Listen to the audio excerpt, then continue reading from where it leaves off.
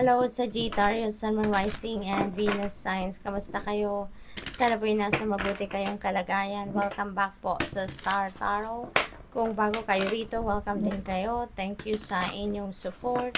I truly appreciate it. God bless you all. Sag, pauna mensahe ninyo, power and intention. Ayan, so siguro, ngayon, Sagittarius, parang you have that extra spiritual power to manifest your intentions or to manifest your heart's desires, no? Meron kayong special power ngayon na nasa inyong mga kamay, no? Na binibigyan ka ng opportunity ngayon para gawan mo ng paraan, no? Na ma-manifest mo sa 3D reality ninyo yung gusto ng puso ninyo or kung ano man yung mga gusto mong ma-experience, no? This is also kind of parang pinagre-review din kayo ng spirit ngayon ng universe kung ano nga ba talaga yung intentions ninyo. Kasi maaaring meron kayong sinet na intentions last year, pero hindi pa yan, maaaring hindi pa nangyayari, hindi pa nag-come to fruition. Tapos ngayon, iba naman ang pinipray ninyo. Maybe you're setting different set of intention naman. So maybe kung ano man ang intentions niyo a year ago, maybe it's still in the works, no? So ngayon, gustong malinawan, no? Gustong malinawan ng universe kung alin nga ba talaga ang priority mo. Ano nga ba ang talagang gusto mo? Ano ba yung heart's desires ninyo para nang sa gayon, kasi maaaring ngayon handa na ang universe na suportahan ka, no? Maaaring kung ano yung hinahangad ninyo sa ngayon, baka yun na naka-timing na that is in divine divine plan para sa iyo. Kaya gustong siguruhin, no? Gustong siguruhin ng universe, is it really still your intention? Gusto mo pa rin ba, no? Yung sinet ninyong intention in the past, yung pa rin ba hanggang ngayon, no? So let's see what else we have asked and received. Napakaganda naman. Kasi there is a promise dito na kung anong hihingiin mo sa ngayon, ibibigay sa'yo. Whatever it is that you are praying for, no? Yan ang ibibigay sa'yo. So, good luck to that. What else? We have courage and bravery. Kailangan ninyo ngayon na magpakatatag, tibayan ang inyong loob, maging matapang. Okay?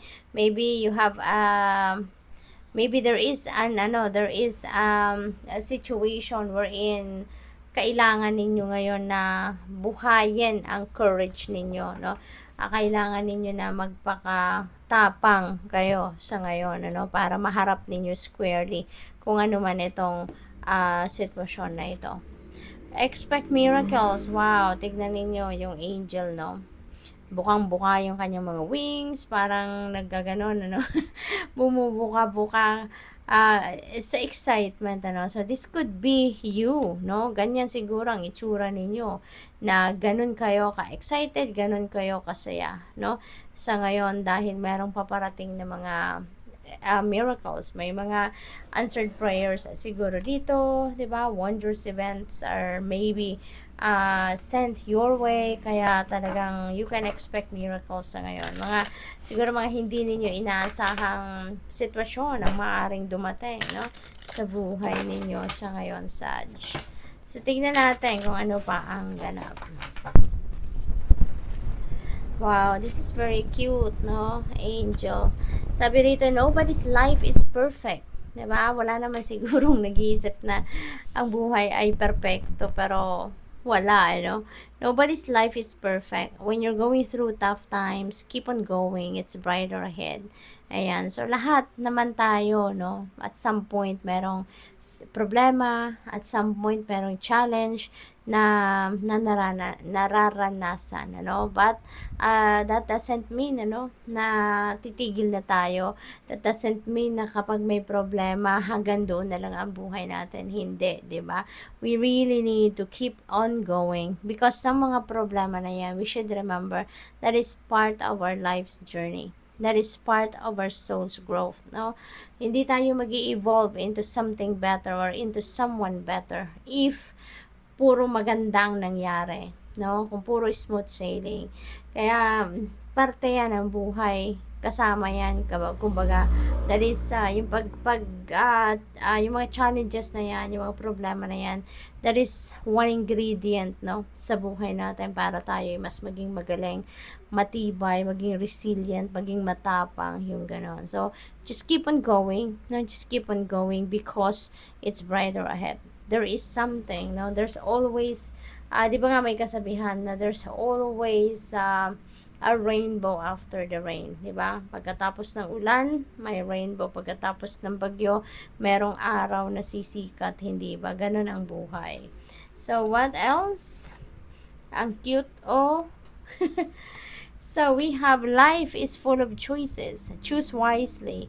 Make choices that bring you closer to becoming the best version of yourself. Ayan. So, maraming choices, options na nasa inyong harapan siguro sa ngayon.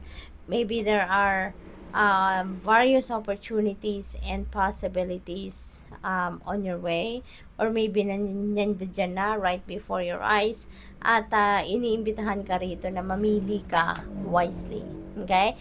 Maging wise ka sa pagpili, kaya allow your intuition to be your guide, no? Para makapili ka ng best para sa'yo.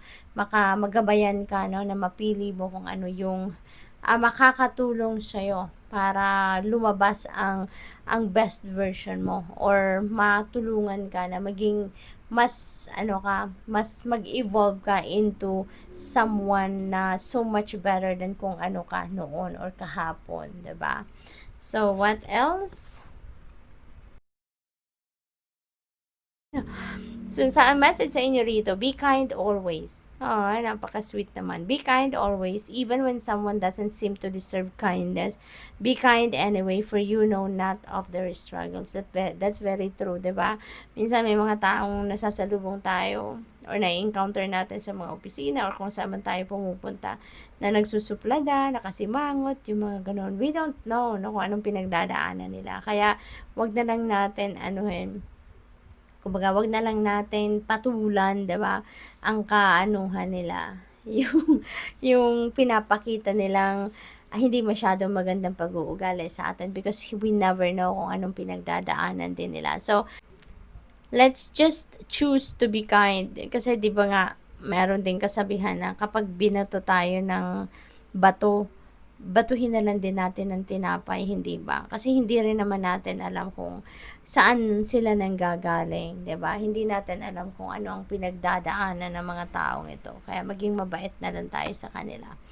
The path to joy begins with contentment. That's very true. Take the first step. Kasi kung hindi tayo hindi tayo kontentado sa kung anong meron tayo or sa kung ano ang nararanasan natin, kung ano na-experience natin, ay talagang hindi tayo makakaramdam ng saya. Hindi natin mararamdaman yung joy. Kaya it's all about contentment talaga. Kasi when you are feeling contented with whatever it is that you have, the kind of life, the people around you, no? At wala kayong rason para hindi maging masaya, hindi ba?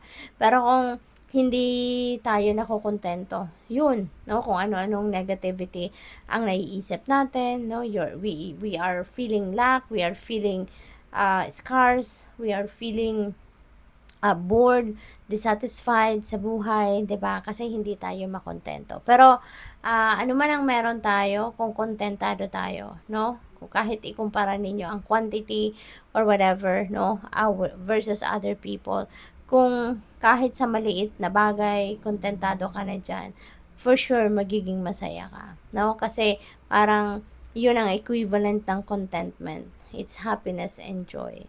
So, good luck, Saj. That's all I have for you for today. Thank you for watching. Love and light. Namaste.